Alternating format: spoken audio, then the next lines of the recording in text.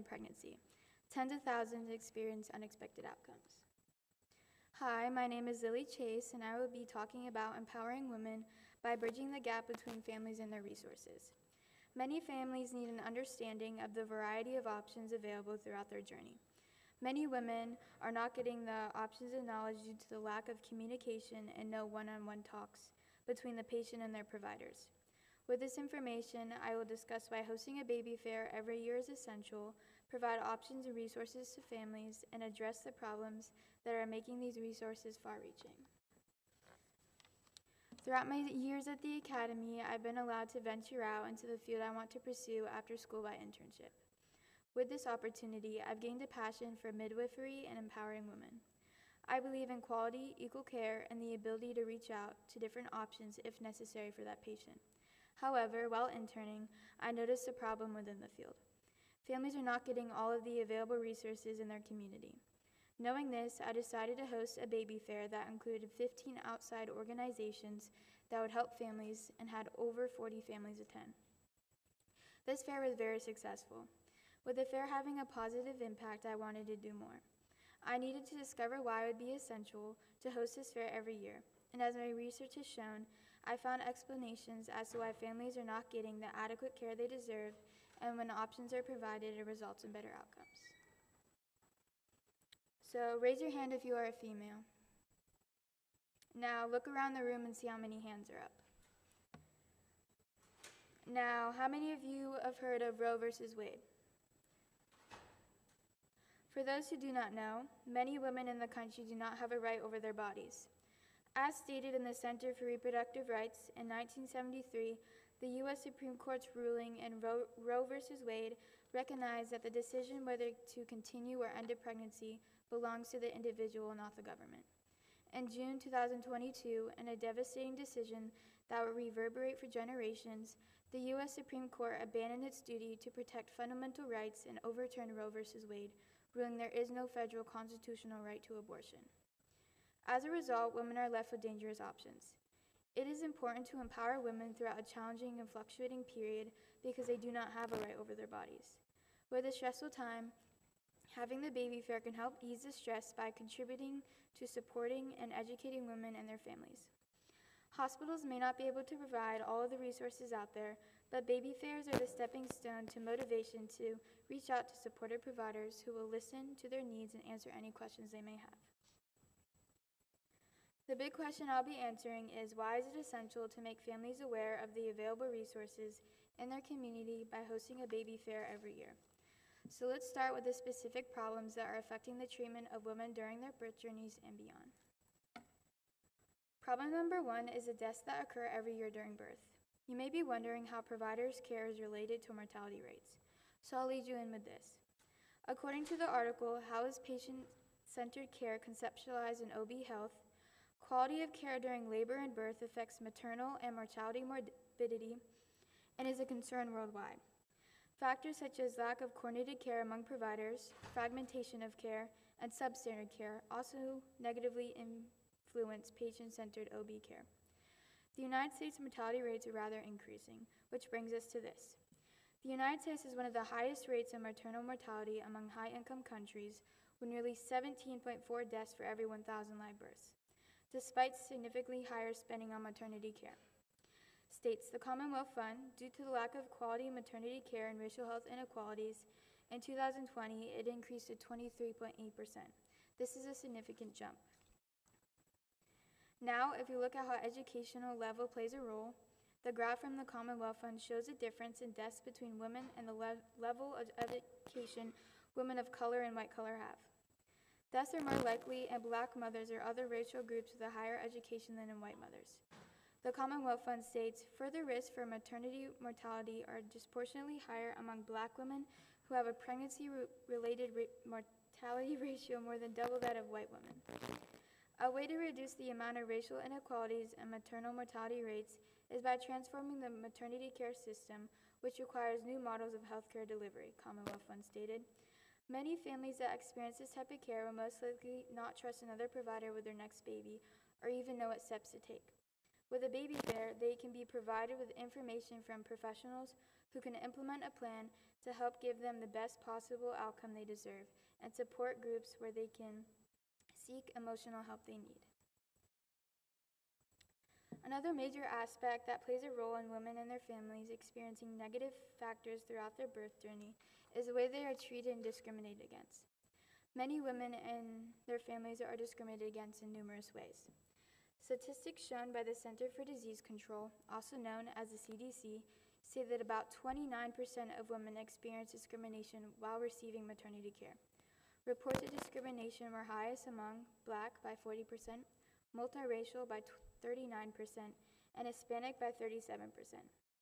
The National Library of Medicine states, experiences of discrimination in healthcare generally or during pregnancy and childbirth specifically could affect the quality of care received in the postpartum visit by negatively impacting patient clinical communication and adherence to recommendations and follow-up. Bad care and communication from the first appointment affects the entire journey and usually result in women not attending postpartum visits. They are denied from feeling confident when walking into a healthcare office due to the lack of support from their care providers when it comes to having a say in their birth and receiving quality care. With this type of care, they are not usually allowed to pick how they would like to plan and process the specifics of their birth. Many women like to be able to draft up a birth plan. As stated in birth plans encouraging patient engagement, 93% of women participating reported that creating a birth plan improved their understanding of the process of labor and birth. In the same study, 92% believed that they were able to better express their wishes through the use of a birth plan. This is when you sit down with your provider and plan how you want your birth to go. For example, this could include how many people you want, if you want a natural birth, or if you want an epidural, and more. Many providers perceive the birth plan as a threat to their professional, educational knowledge and their authority. Some hospitals have gone as far as banning the birth plan. Birth plans encouraging patient engagement states, at times, healthcare professionals believe their education, knowledge, and opinions should be respected, and they consider the use of a birth plan to be a challenge to their status. They perceive that the birth plan is a threat to their authority or knowledge, and so these patients become the focus of jokes and direct hostility. Here are some more numbers that analyze the number of women discriminated against. According to the CDC, about 20% of women reported mistreatment while receiving maternity care.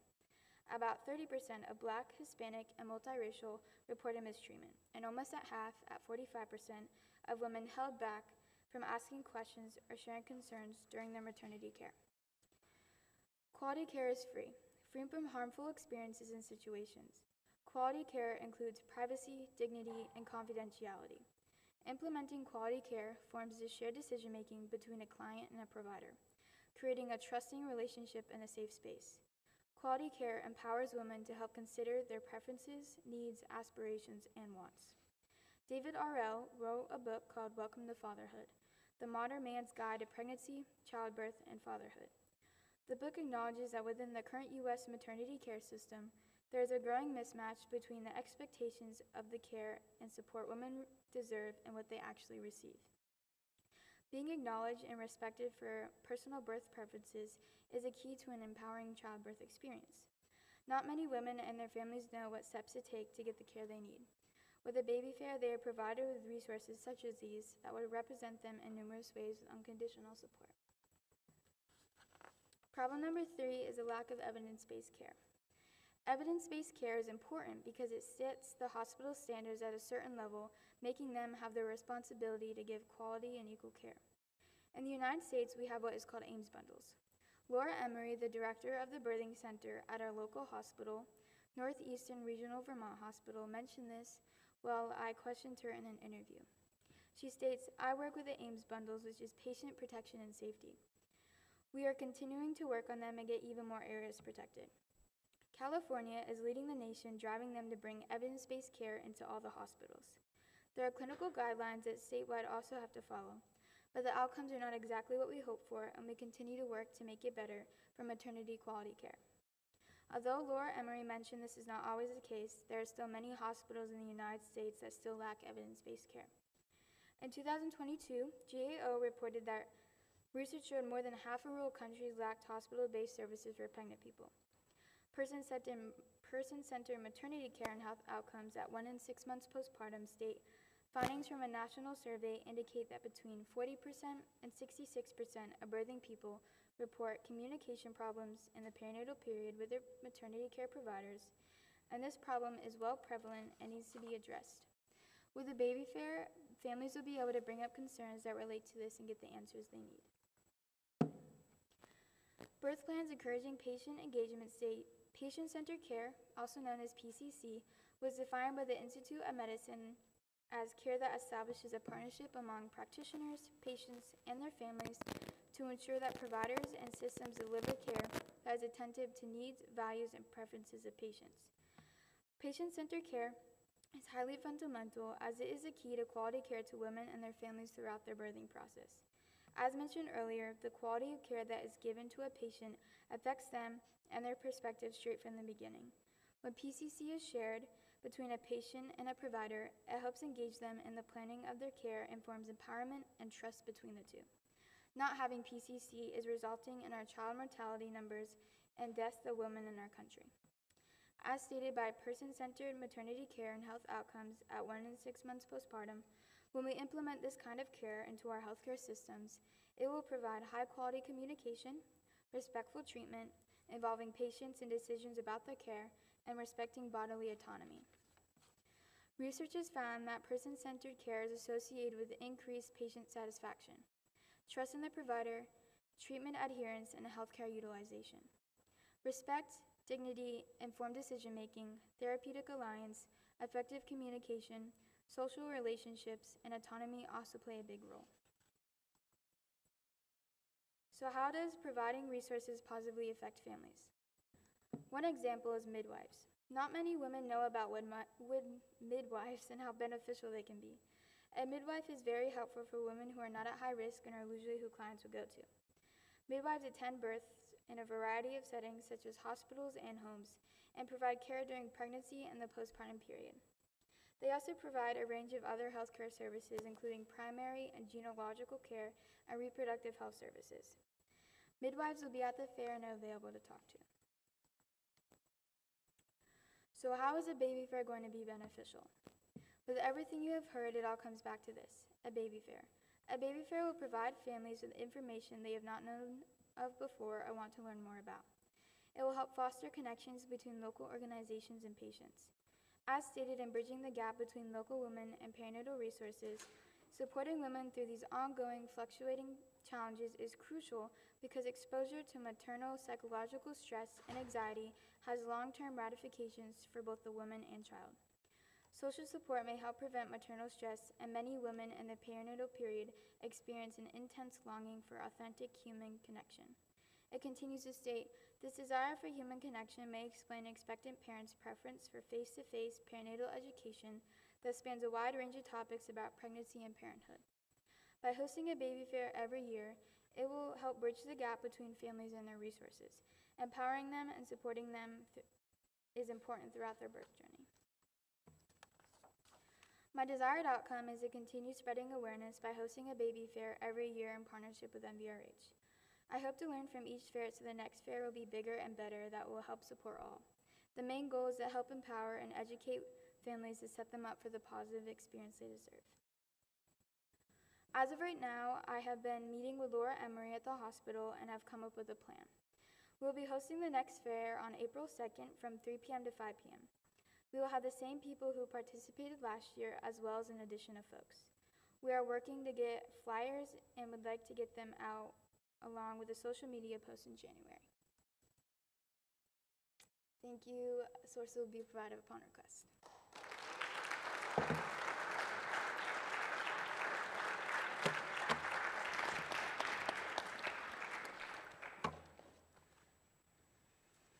Any questions?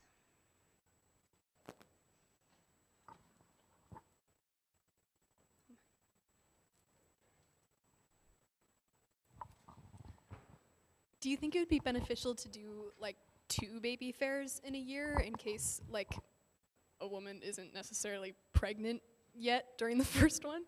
Yeah, so the baby fair is really open to anyone, that you don't have to specifically be pregnant at that moment. It can be for families that are like wanting to start a family and don't really know which way to go. Also, for people who can't get pregnant, there's also resources that they can go to for emotional and support and stuff.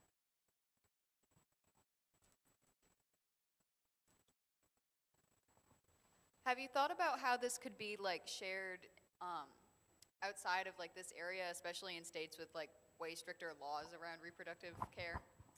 Yeah, so I hope that like when other hospitals see that I'm hosting baby fairs and like our director, which is Laura Emery, she goes around the country and she works with like the Ames bundles to get areas protected. She is also going to share that inspiration to help incorporate into other hospitals.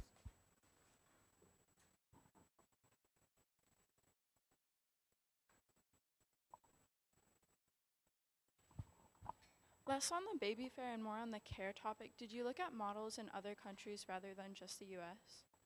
I did not.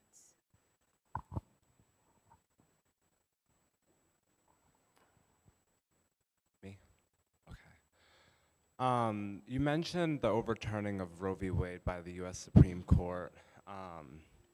I heard a statistic, I'm not exactly sure from where yet, that the majority of women that receive abortions would have preferred not to if they had more access to resources, like more money, more family care, resources like that. And the process of an abortion is brutal for the baby and the mother.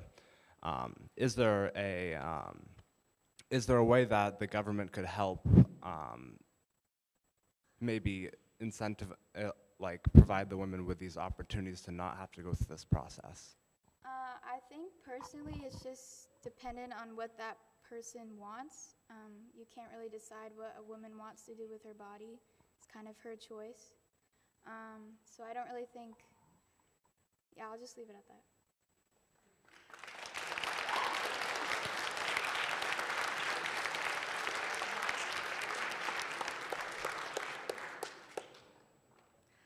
Hi, Lily.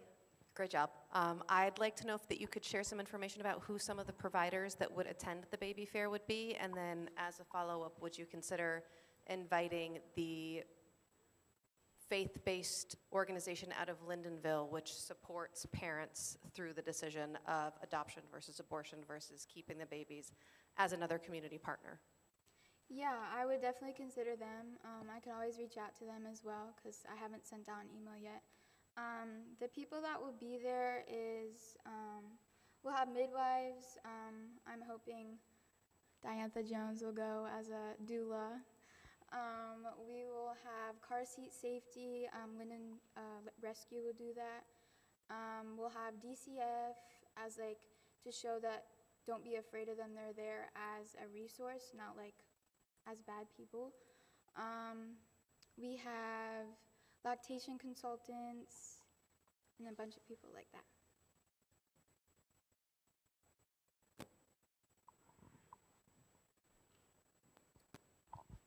You just mentioned doulas. Does MVRH provide doulas, or is that something you have to get yourself? So our hospital works really close with doulas. Mrs. Jones, who is sitting in the back, is actually a doula. So she's been working with the hospital. They're like birthing coaches, so they're not like someone that's going to be like your actual provider. So you'll have the option between an OB, which is more like high-risk patients, and you'll have a midwife, which is more like woman-to-woman and low risk. And then if you want a doula, you usually have to go outside of that because they're really expensive and mostly for people who can afford them.